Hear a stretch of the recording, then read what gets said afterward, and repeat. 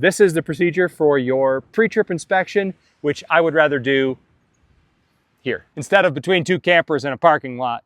Cedars are amazing. They smell amazing. So we have kind of a ridiculous problem here with the oven. Here, push on that again. Yeah, every time we drive somewhere on rough roads and then stop, we find the two screws that hold the bottom of the oven door loose on the floor. So I'm going to fix this Airstream style. I'm going to put a rivet here and here to solve this problem. And you just squeeze it with two hands and have you push right here.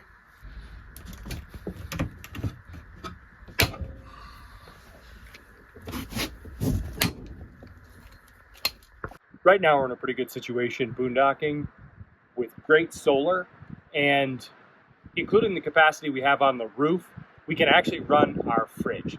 Now we have an old technology fridge. It doesn't run directly off 12 volt. It's designed to run on propane, but it will run on 120. It's very inefficient when it does that. Newer 12 volt fridges are much more efficient. The second problem is that there's an inefficiency that when you convert battery power back to the 120 house current to run the fridge. We need to have excess, essentially more solar than we need. We need to have our batteries fully charged. Midday, we can switch the fridge to electric and save a little bit of propane. Fortunately, it's not particularly hot today, so that shouldn't take much power to just run the fridge for the rest of daylight hours on our excess power. I thought it'd be a simple repair to get the little flap holders that keep the flap from kind of getting caught in the wind, either when we're driving or when it's just gusty windy out. But it turns out that the new one was 15 bucks. So we're just gonna go with black, and I'm gonna get this done right now.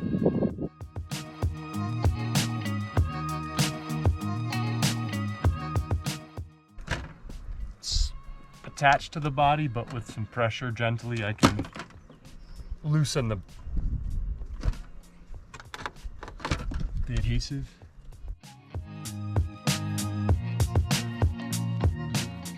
Double-sided tape that originally attached this one, and what I've actually got is a gasket kit to be able to put the new one on with a gasket. There's no body sealing or adhesive here.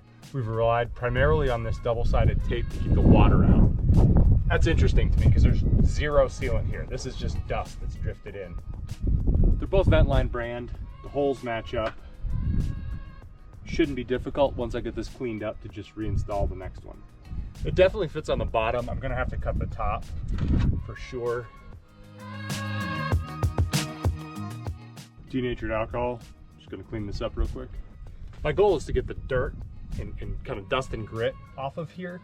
I've started to score this in a line right here, and I believe I'll be able to just score it with a razor and break off what I need to. I've got top split off of here. Just gonna check it for fit, and then I think I'm gonna cut it from here down on a diagonal.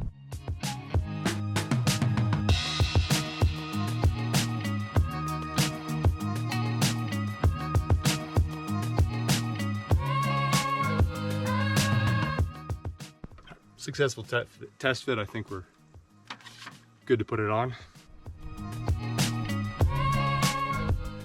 All right, that's a real thin layer. I don't think it's necessary. It's certainly more than was done to put this on in the first place.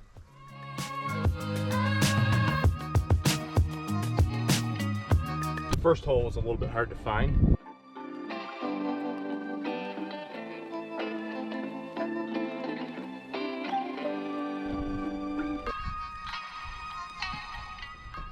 Apparently it's time for breakfast. This is going pretty well. As with most of these projects where you've got something that's got to be sealed to an Airstream body, you'll probably spend more time cleaning up the residual adhesive and such like that, as opposed to actually doing the installation or repair. At least that's my experience. All right, I think I like the installation here. And now I've got my little flap so I don't have this thing banging in the wind all the time like the other one was. I think seal to the body is looking pretty good, and I think this is a successful repair. I've just crawled under our trailer to do a quick inspection of a couple things.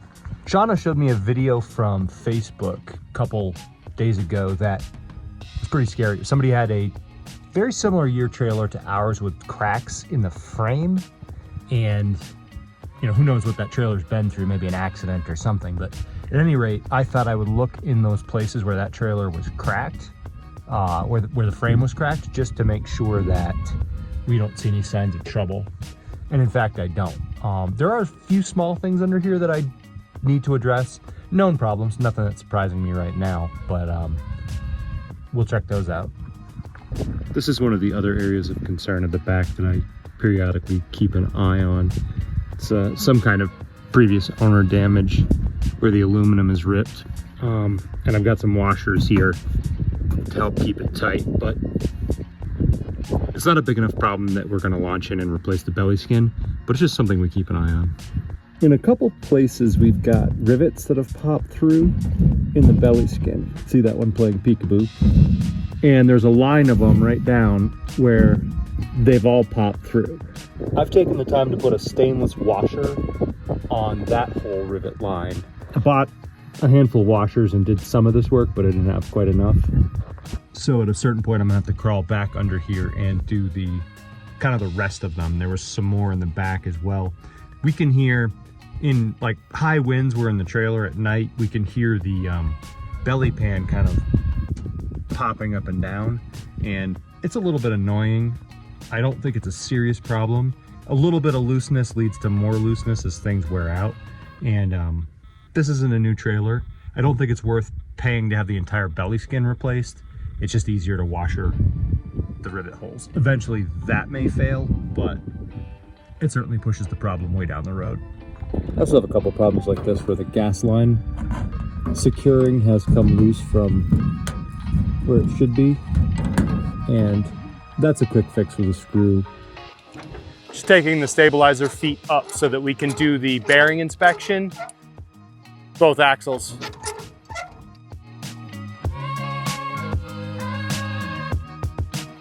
My goal is to inspect all 4 wheel bearings right now, and incidentally the brakes while I'm in there.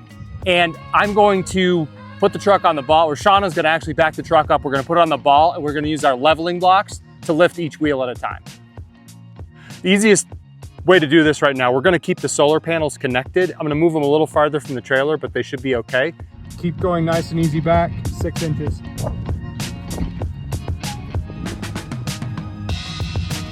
And stop. Hold. Okay, a little bit back. Hold. Okay, forward. Hold.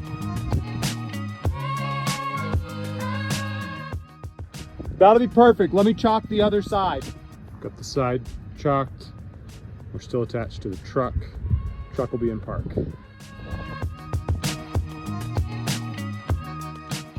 First test was to have Shauna in the truck with the truck running and the trailer brakes on while I loosen these lug nuts. Because she was doing that, this wheel's in the air and the brakes were stopping it. So we've tested this drum and this drum is working. Next thing I'm gonna do is pull off the tire and inspect the wheel bearing.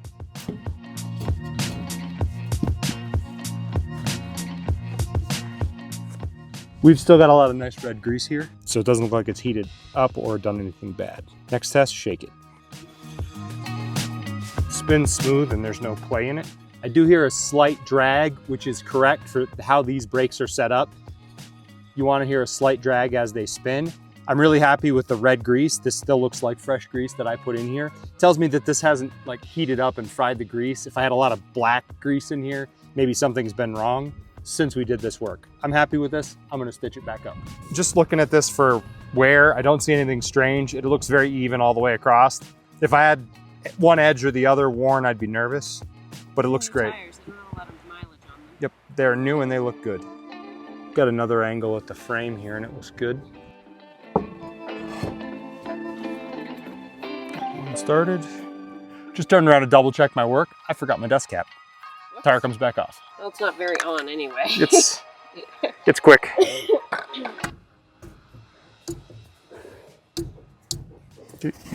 I see you're wearing the new mic. Yes.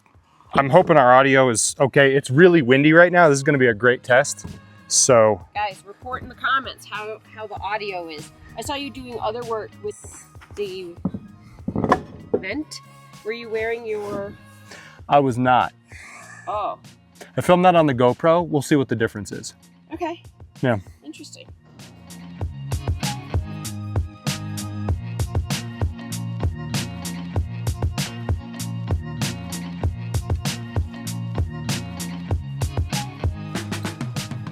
Last step in this is going to be to torque everything to spec.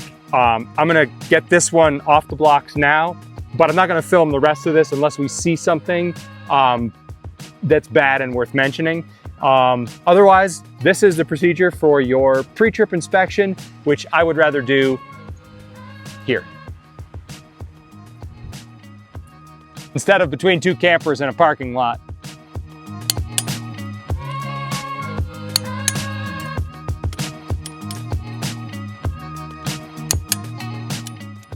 Okay, we are set with this tire. I would like to do this one next, which means we'll block up the one in front of it.